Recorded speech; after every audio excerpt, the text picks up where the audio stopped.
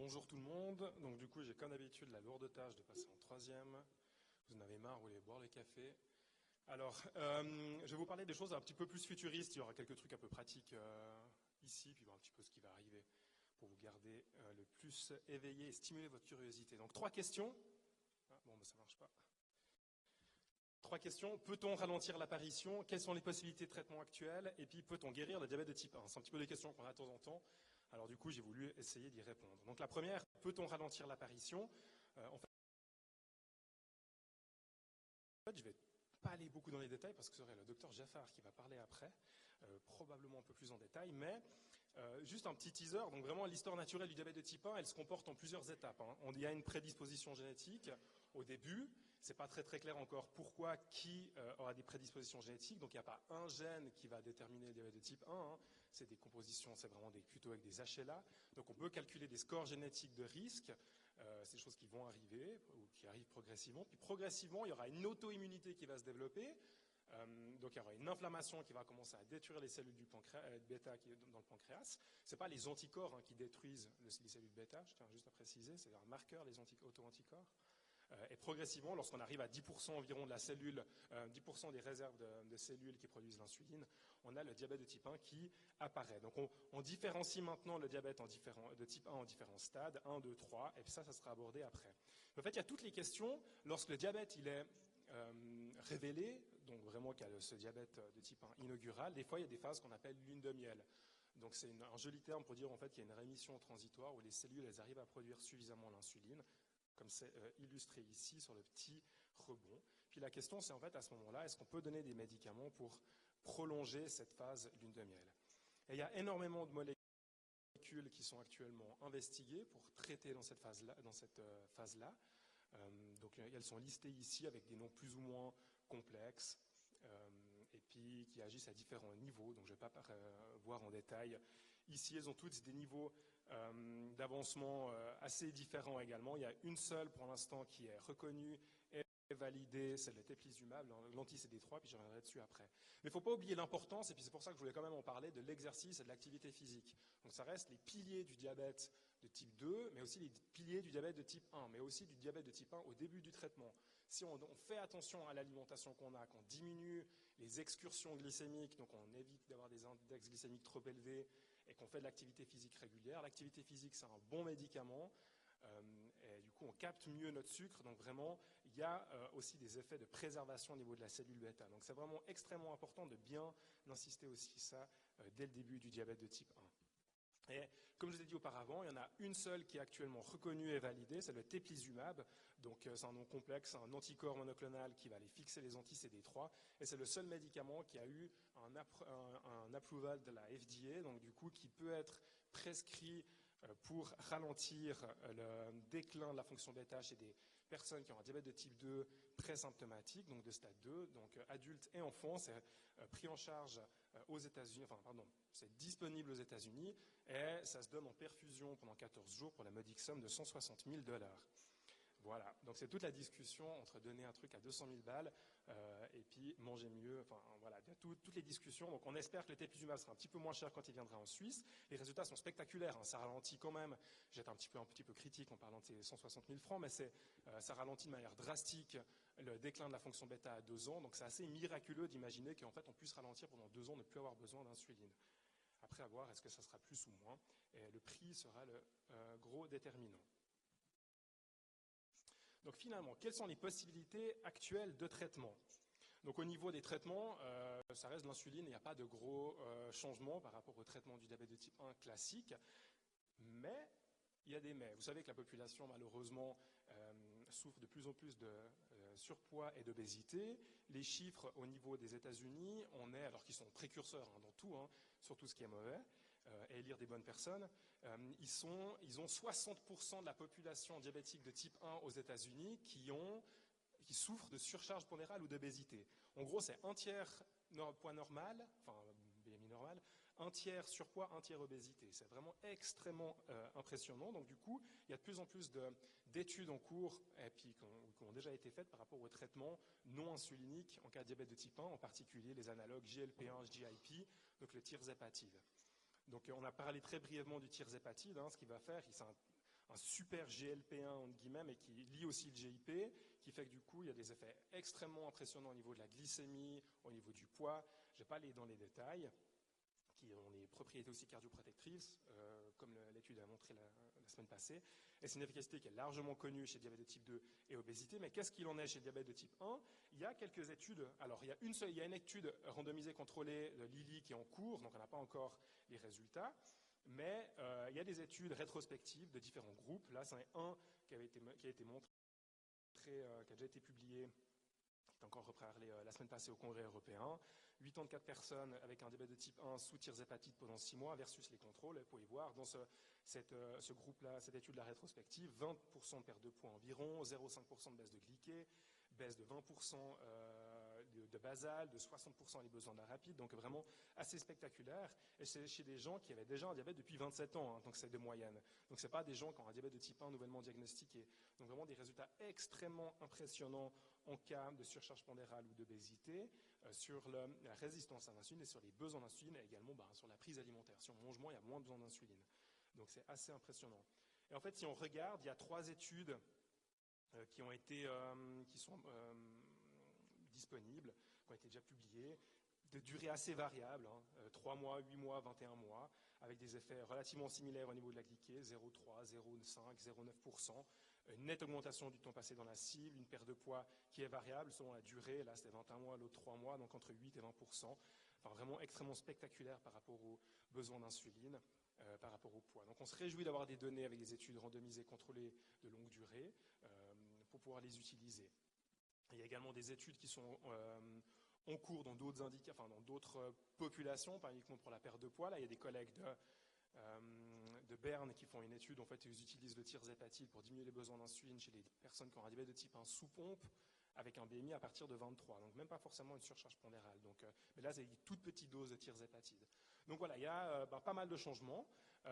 Et finalement, en fait, la question qu'on peut se poser, c'est comment est-ce qu'on va traiter les personnes avec un diabète de type 1 qui auront du coup un diabète de type 2 surajouté. Il faut être réaliste. Si on a une obésité plus ou moins importante, il y a une résistance à l'insuline par-dessus. Donc, en fait, de plus en plus, c'est discuté qu'il faudra commencer à traiter aussi avec de la metformine, avec du GLP-1, avec GLP-1 GIP, en plus des traitements classiques en insuline. Donc, on n'est de loin pas au niveau des chiffres des États-Unis, dans la population qui a un diabète de type 1 en Suisse, même en Europe de manière générale, mais on s'y rapproche gentiment.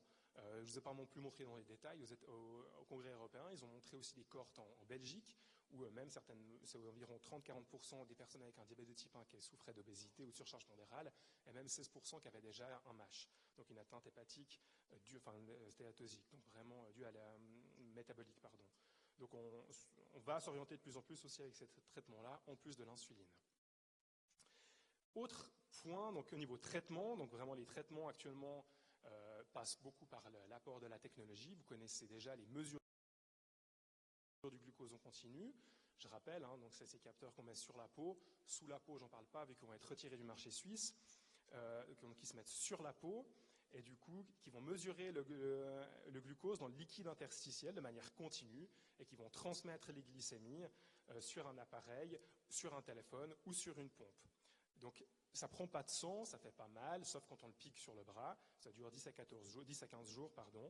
Et ça, c'est les différents capteurs qu'on a actuellement en Suisse, de plus ou moins grande taille, de plus ou moins jolie couleur, de plus ou moins bonne connexion avec différents appareils, certains qui fonctionnent avec des algorithmes, d'autres qui prédisent la glycémie sur quelques heures, donc vraiment assez variable au niveau de la facilité d'utilisation.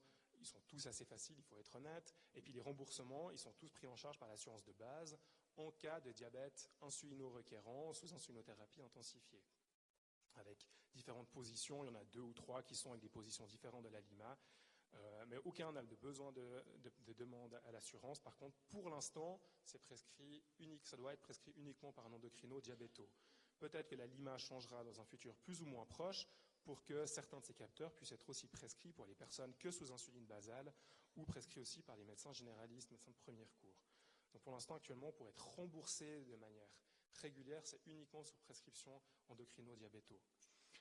Il existe un florilège de capteurs. Alors je ne vais pas vous montrer en détail, mais c'est juste pour vous donner un petit peu tous les capteurs en cours de développement ou disponibles, plus ou moins fiables, que vous pouvez même acheter sur Internet. Il y a plein de bêtises qu'on peut acheter sur Internet, ça vous le savez très bien, y compris les capteurs de la glycémie, certains qui sont validés, d'autres absolument pas. Donc c'est juste pour vous dire qu'il y a énormément qui se développent. Et attention, n'utilisez que les choses qui sont validées. Donc prescrire uniquement les choses qui sont validés. Donc c'est ceux-là en Suisse, validés par Swissmedic. Il y a d'autres capteurs qu'on peut trouver qui ne sont pas validés et qui ne sont pas à utiliser. Même s'ils ont un marquage CE, c'est des mauvais capteurs, pas fiables et dangereux. Donc finalement, les capteurs aussi, de plus en plus, on voit qu'il y a des bénéfices largement au-delà du contrôle glycémique. Donc on baisse les besoins d'insuline, moins de morbimortalité, moins de passage à l'hôpital, je vous passe toutes les études. Et en fait, même dans les dernières recommandations américaines, vu qu'ils aiment bien titiller et puis proposer des choses qui ne sont pas réalistes pour leur population, vu que c'est trop cher, ils proposent quand même que tous les capteurs toute personne avec un diabète de type 1 devrait avoir un capteur, mais également toute personne qui est traitée par insuline basale, voire même personne avec un diabète de type 2 sous autre traitement hypoglycémique que l'insuline. Parce qu'en fait, on voit qu'il y a des études qui démontrent que lorsqu'on utilise des capteurs de manière régulière, il y a moins de passages aux urgences, moins d'hospitalisation pour diabète décompensé, indépendamment du traitement. Pour l'instant, ce n'est pas encore le cas au niveau du marché suisse.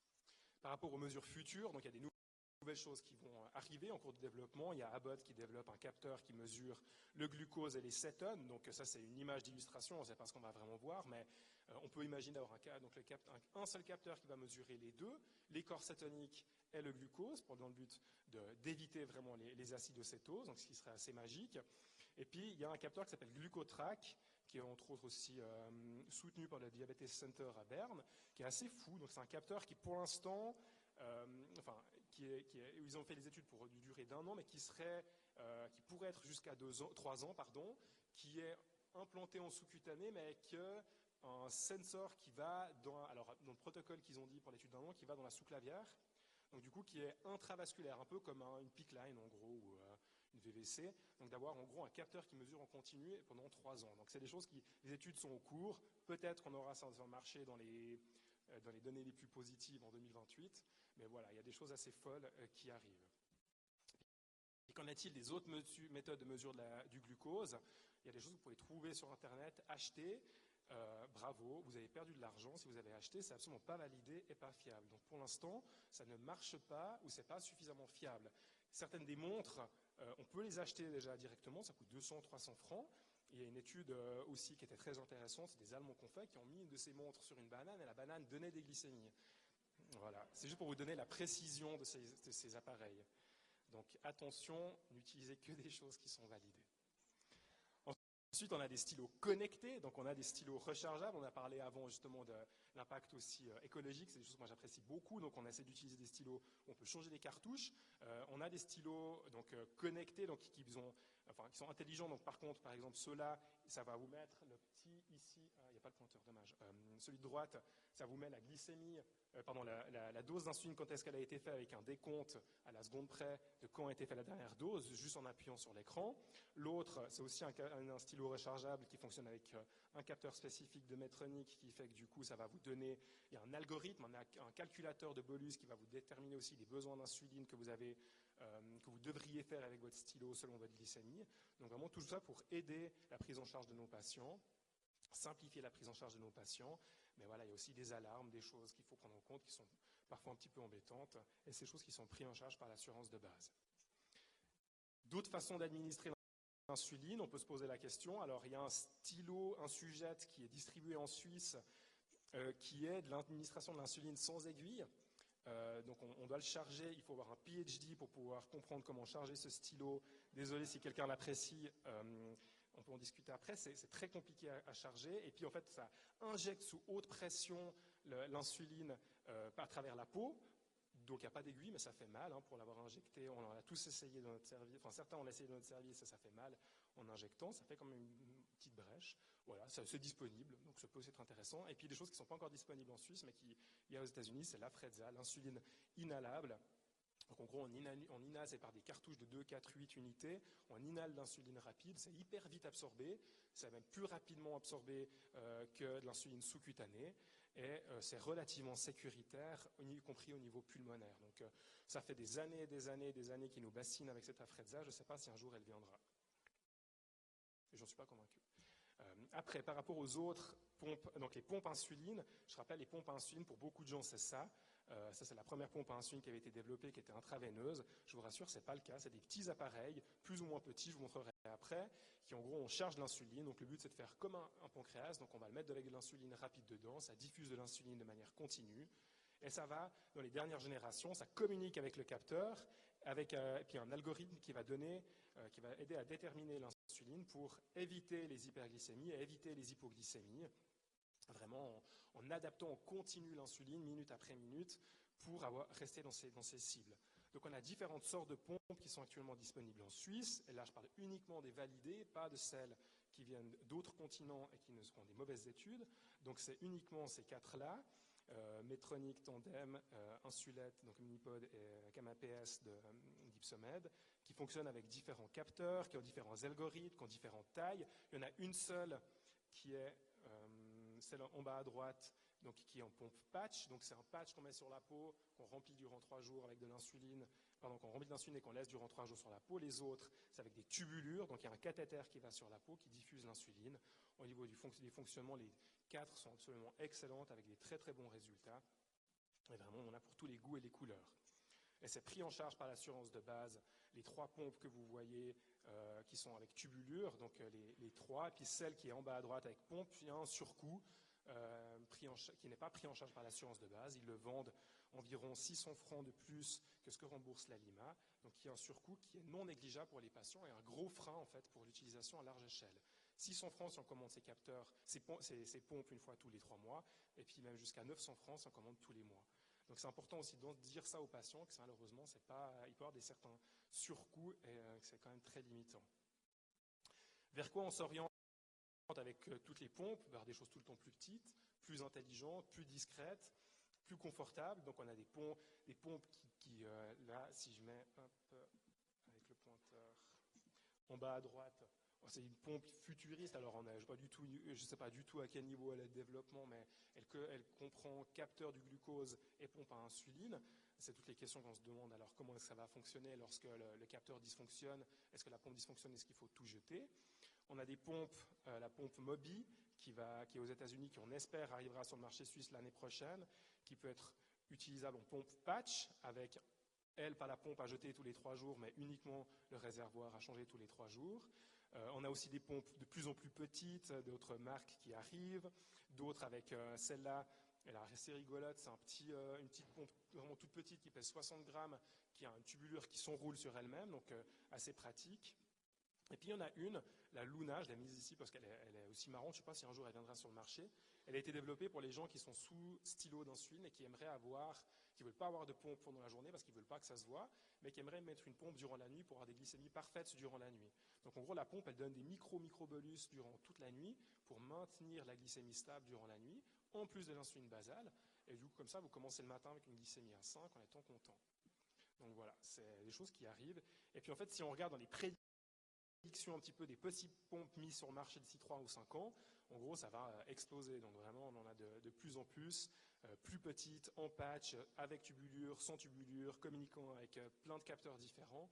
Donc vraiment pour pouvoir toujours aller dans le sens de mieux aider nos patients avec des coûts moins chers, surtout on espère, et tout pris par l'assurance. Ensuite, on a ce qu'on espère tous, avoir des systèmes en boucle fermée, parce que ce que je n'ai pas dit, c'est que toutes ces pompes-là, donc quand on parle de boucle semi-fermée, donc on parle d'hybride closed loop, la pompe, elle fait automatiquement tout ce qui se passe ici, mais en fait, dès que vous mangez, il faut annoncer. Donc il faut annoncer avec la télécommande, annoncer avec la pompe que vous mangez en disant la quantité de glucides ou d'autres choses, selon les calculateurs qui sont mis. Et en fait, il faut toujours annoncer que vous mangez. La pompe ne fait pas encore tout toute seule. Par contre, il y en a une qui est arrivée sur le marché aux États-Unis en fin 2023. On ne sait pas quand est-ce qu'elle viendra en Europe. C'est iLet. Donc elle fait tout toute seule. Et en fait, la seule chose qu'on doit entrer comme donnée dans la pompe, c'est le poids. Et après, elle fait tout toute seule. Donc il n'y a pas besoin d'entrer plein de paramètres dans la pompe. Ça fait tout seul et ça fait plutôt pas mal. Donc voilà, c'est des choses qui arrivent aussi et qu'on espère un jour pouvoir proposer. Toujours avoir plus de choix, c'est assez chouette. Puis finalement, peut-on guérir le diabète de type 1? Peut-être vous avez déjà entendu parler de plein d'articles. Il y a eu plein d'articles ces dernières 1 ou 2 ans. par rapport à des médecins qui se mettent à rêver de la guérison, hein, même le temps, des articles plus ou moins scientifiques francophones par rapport à des cellules souches qui pourraient guérir le diabète de type 1. Donc en fait, de quoi on parle? Cette fameuse jeune femme chinoise qui a vaincu son diabète de type 1, en fait, c'est une étude qui a fait grand bruit, qui a été publiée en 2024 dans un très très grand journal, dans Cell, où ils ont pris des cellules du tissu adipeux au niveau abdominal de cette personne, qu'ils ont après reprogrammé sous une certaine forme de cellules, d'îlots, et puis réimplanté sous la peau, en dessous des grands droits. Et puis vous pouvez voir sur le panel de droite ici que la personne, après 1 an, elle avait plus de besoin d'insuline, des glycées parfaites, plus de 98% du temps dans la cible avec le capteur, donc vraiment tout le temps, dans des très très bonnes valeurs glycémiques. Mais ça reste une personne, et c'est avec un traitement immunosuppresseur. Donc c'est pas non plus miraculeux pour l'instant. Enfin, c'est miraculeux, mais avec des petites conditions. Donc voilà, là c'est vraiment complètement fou. Honnêtement, toutes les semaines, j'ai des patients qui me demandent quand est-ce que ça viendra, ce genre de traitement, parce que ça a été publié chez une seule personne, mais avec un truc tellement fou que ça fait rêver. Est-ce que ça viendra un jour, peut-être, 15-20 ans, plus, je ne sais pas. Après, il y a aussi une autre type de guérison, entre guillemets, possible, mais c'est des études de phase 1 à 2. C'est avec l'étude avec Vertex, donc, où les HUG sont aussi un des centres collaborateurs. Ils n'avaient pas donné de personnes pour cette publication-là qui avait été faite en qui est toute récente, 2025.